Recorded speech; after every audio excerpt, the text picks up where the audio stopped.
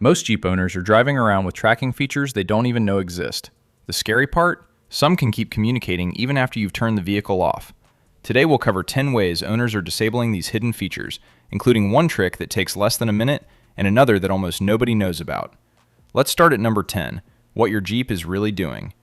Before you touch a single wire, you need to know what you're up against. Back in 2023, the Mozilla Foundation studied 25 car brands and called cars the worst product they'd ever reviewed for privacy. 19 of those brands admitted they can sell your personal data. That's not a conspiracy theory. That's the car companies saying it in their own privacy policies. Then it got darker. 2 U.S. senators, Ron Wyden and Ed Markey, pulled the receipts in 2024. Hyundai handed data from 1.7 million cars to a broker called Verisk and got paid just over $1 million, about 61 cents per car. Honda sold 97,000 cars worth around 26 cents each. Your location, your habits, your whole routine sold for the price of a candy bar. And the GM case went further. The FTC said the company pulled location from around 9 million vehicles, accurate to within a few inches, sometimes every 3 seconds. Those same senators found a long list of car makers who'll hand your location to the cops without a judge ever signing off. Stellantis, which owns Jeep, told investors it wants 20 billion euros a year from connected car data by 2030. In that plan, you were never the customer, you're the product. So the only question left is what you can do about it, and the first move costs you nothing. That drops us into number 9, the settings menu. The softest move on this list doesn't need a screwdriver or a phone call. You go into your connected Jeep account, dig through the data sharing options, and switch off everything you find. Then you file a privacy request on the car maker's website, the one that legally tells them to stop grabbing your data and delete what they've got. It's free, and it takes 10 minutes. However, you need to understand what this really is. You're asking the same company that makes money off your data to please stop, and trusting them to do it. The hardware never shuts down. The box stays powered, the antenna stays plugged in, and owners report their trips still getting logged after they flipped every switch. So a toggle is only as honest as the company behind it. That's why the people who really care don't stop here. They take the freebie, then go after the actual connection. Because if you want the data to truly stop, you can't trust a checkbox. You've got to reach the thing that's doing the talking. And the next move gets you closer with one short call.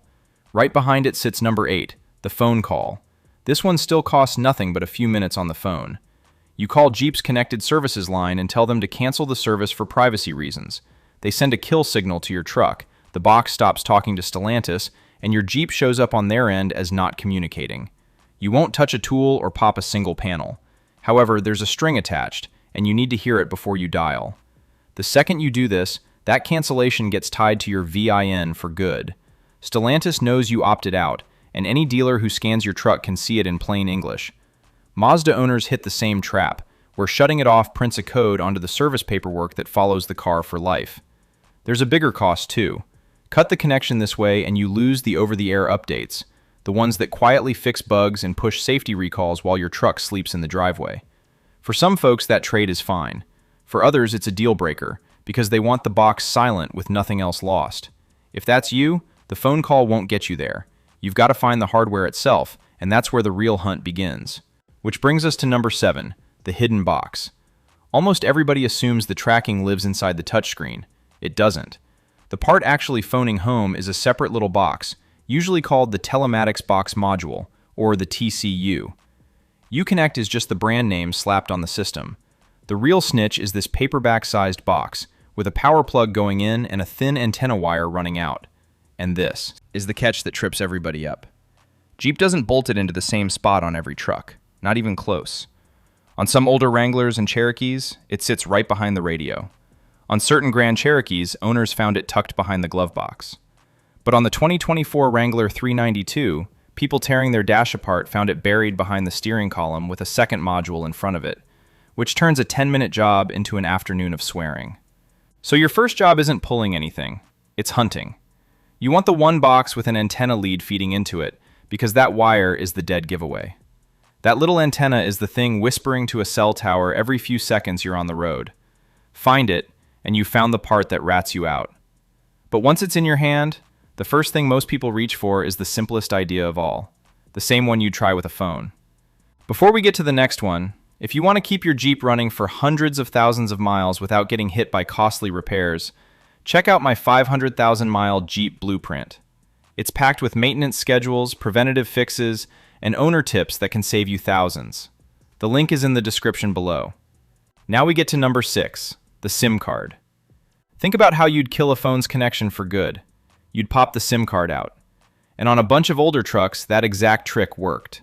The telematics box had a little removable SIM sitting right in it, just like a phone, and owners would slide it out. Pull that card and the box went dark, with no way left to reach a tower. But the gut punch on newer Jeeps is this. The SIM isn't a card anymore. It's an eSIM, a tiny chip built right into the box at the factory. There's nothing to slide out, nothing you can reach with your fingers. The companies didn't do that by accident. A built-in chip is one you can't pop out on a Saturday afternoon, and that was the point. They quietly closed the easy door on you.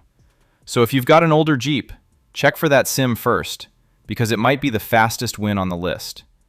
However, if you're driving something newer, that shortcut is gone. And that's why owners stopped hunting for SIM cards and went after the two things the box can't live without: its power and its voice. Killing the power is the oldest move in the book, but number 5 is where it finally gets physical: the fuse pull. The classic move here is killing the power. You track down the fuse that feeds the telematics box, grab a cheap fuse puller, and yank it out.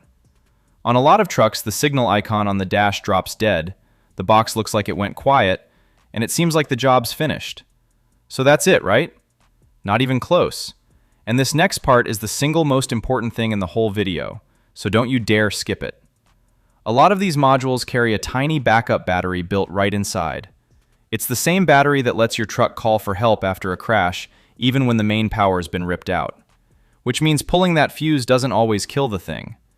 One Jeep owner pulled the fuse for both his radio and his telematics box, drove around, and the app still logged his whole trip. The box was running on backup the entire time, snitching in silence. So the fuse is a great opening move, but it's nowhere near the finish line. It's loud, it sometimes drags your radio down with it, and the box can keep breathing on that hidden battery.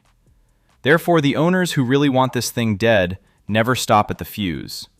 They go one layer deeper, to a quieter trick that leaves the box stone deaf without killing anything else in the truck.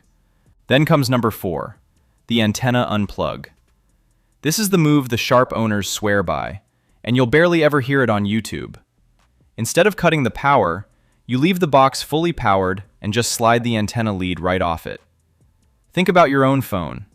Rip the antenna out and it still switches on. The screen still glows, but it can't reach a tower no matter how hard it tries. Same idea sitting inside your Jeep. You pop the connector holding that cellular antenna wire, slide it off clean, and tape the loose end down so it doesn't rattle behind the dash. The box still has power, so nothing else in your truck throws a fit. Your radio stays alive, your dash stays calm, and not one warning light starts screaming. But that box has gone stone cold deaf. It can't phone home, it can't tell anybody where you do. Parked, and your location finally stays yours. And the best part? It's dead easy to undo. Plug the antenna back in and everything wakes right up like nothing happened. No code burned onto your VIN, no paper trail pointing back at you. That's why the privacy crowd loves this one, because it stays silent and leaves nothing behind. But this is where Jeep fights back hard, because on the newest trucks, they didn't just bury the box deeper. They built a locked steel gate around the whole system, and getting past it takes a lot more than a screwdriver. However, number 3 is the real wall they built, the security gateway. On every Stellantis vehicle built from 2018 on, including Jeep, Ram, and Dodge, there's a part called the security gateway. It locks the diagnostic port under your dash, the same port the mechanic plugs his scanner into. Now pay attention because people mix this up all the time. The gateway doesn't track you. It's just the locked door that stops you from telling your truck to ignore the tracker. So the owners who go this deep install a small bypass harness first. It's a little adapter that pops that locked port open, and they run from about $20 to $50. Once that door's open, they plug in a laptop or even a phone running software called Alpha OBD, which costs around $50 and is the real deal for Stellantis trucks. You'll also want a cheap adapter cable like a V-linker for about $40. From there, you crawl into the body computer and flip the settings one at a time, telling it the cell connection's gone, the GPS is dead, and the box isn't there anymore. So the truck quits hunting for hardware you pulled out. But I'll be straight with you, because most channels won't. This doesn't always work clean. Some owners nail it on the first try. Others report the settings do nothing, or the dash starts flashing the odometer because one stubborn module times out during the reset. And on the newest Grand Cherokees, the usual bypass harness doesn't even fit anymore.